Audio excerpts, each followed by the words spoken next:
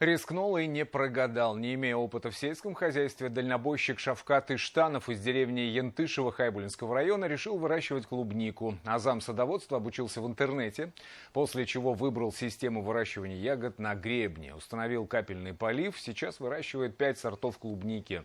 Также мужчине пришлось освоить и пчеловодство, чтобы пчелы опыляли растения. На участке Шавката Иштанова растут несколько сортов ежевики, 250 кустов малины, а продукция пользуется спросом по всему району.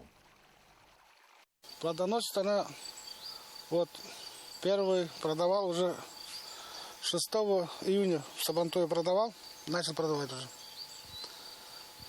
Плодоносит, считать, с июня до заморозков.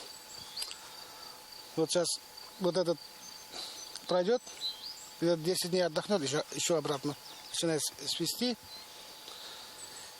Где-то 3-4 раза, получается, до ноября.